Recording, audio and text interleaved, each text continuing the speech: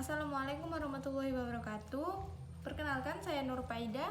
Saya di sini mau menjelaskan tentang apa itu hak minoritas.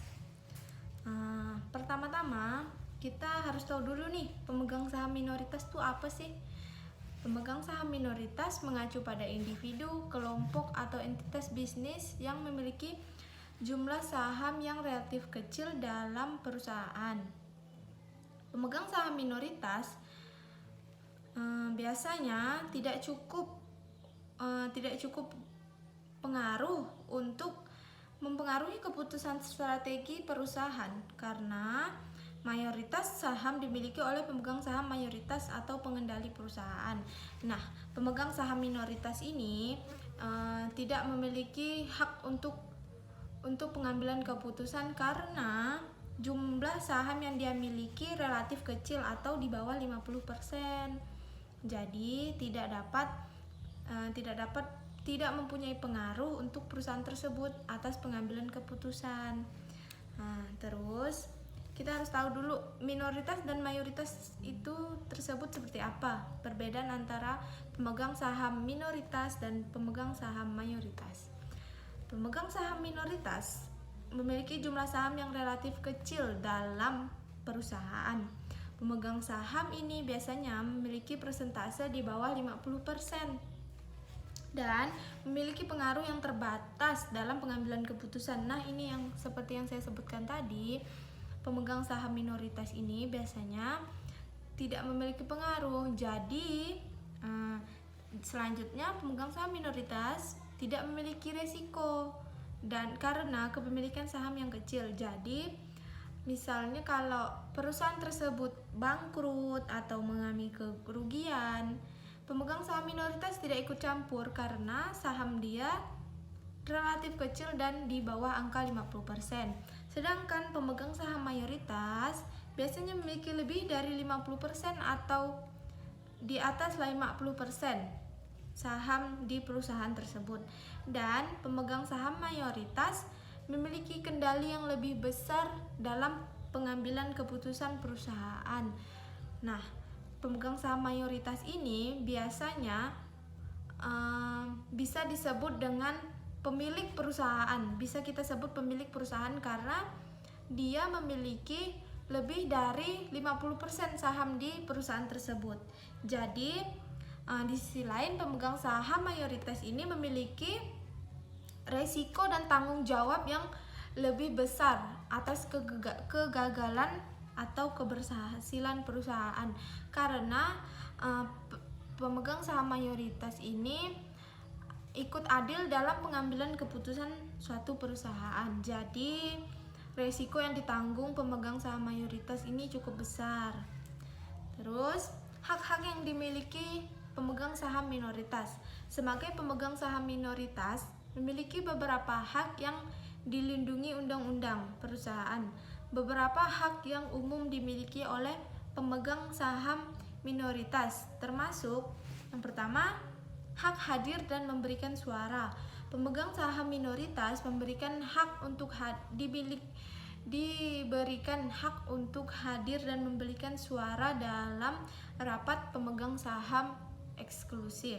Yang kedua, hak atas dividen. Pemegang saham minoritas juga dapat dividen karena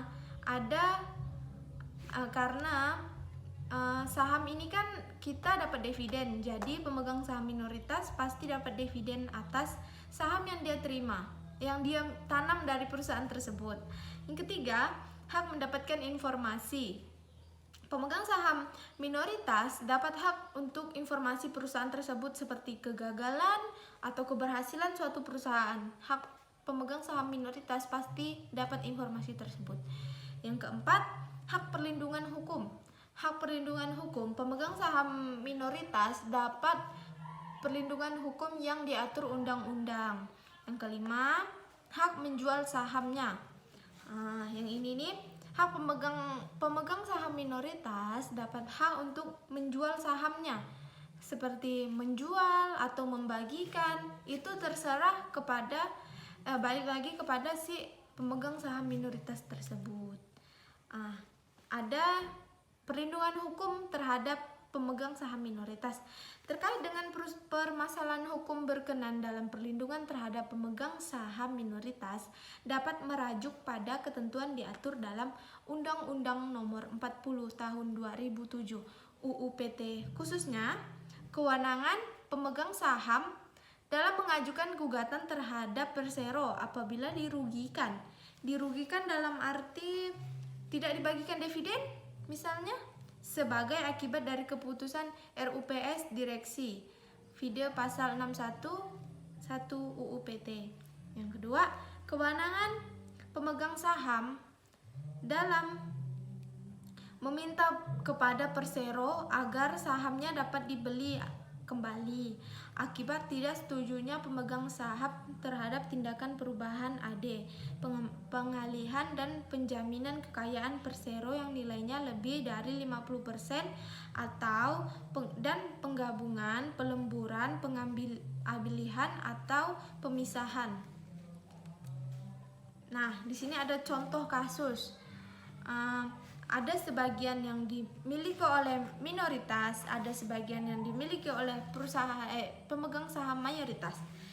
Sebagai satu contoh ini, PT Astra Argo Lestari Tbk AALI melaporkan laba konsolidasi sebesar 1,52 triliun pada tahun 2018. Namun, dari hasil total laba bersih sekitar 5% atau 82,5 miliar didistribusikan kepada pemegang saham minoritas. Oleh karena itu, laba bersih yang pada akhirnya dikaitkan dengan pemegang saham AALI berjumlah 1,44 triliun. Sementara itu, dalam neraca kepentingan non pengendali AALI adalah kewajiban yang berjumlah 448,9 miliar. Angka ini mewakili persentase kepemilikan oleh pemegang saham minoritas. Kita lihat di laporan posisi keuangan konsolidasi per 31 Desember 2018. Di sini dilihat bahwa total liabilitas dan ekuitasnya pada tahun per 31 Desember 2018 sebesar 26 triliun, 86 miliar 96 juta rupiah. Terus per 31 Desember 2017 sebesar 25 triliun 119.000 miliar 609 juta. Di sini bisa kita lihat dari total laba bersih sekitar 5% atau 82,2 miliar didistribusikan kepada pemegang saham minoritas. Oleh karena itu, laba bersih pada akhirnya dikaitkan dengan pemegang saham berjumlah 1,44 triliun. Nah, di sini kita bisa lihat. Terus kita bisa lihat lagi di laporan laba rugi dan penghasilan komprehensif lainnya berkonsolidasi untuk berakhir 31 Desember 2018. Di sini ada kita lihat total laba komprehensif yang dapat didistribusikan kepada pemilik perusahaan sebesar 1 triliun 438 miliar 515 juta. Nah, di sini ini kepentingan non pengendali AALI ada kewajiban yang jumlahnya sebesar 4849 miliar. Angka ini mewakili persentase kepemilikan oleh pemegang saham minoritas. Jadi kalau misalnya mau lihat berapa sih persentase pemegang saham minoritas dan mayoritas, atau berapa persentase yang didapatkan oleh pemegang saham minoritas, bisa dilihat di laporan posisi keuangan konsolidasi dan laporan laba rugi dan penghasilan komprehensif lainnya dikonsolidasikan. Nah, Sekian dari saya, kurang lebihnya mohon maaf. Wassalamualaikum warahmatullahi wabarakatuh.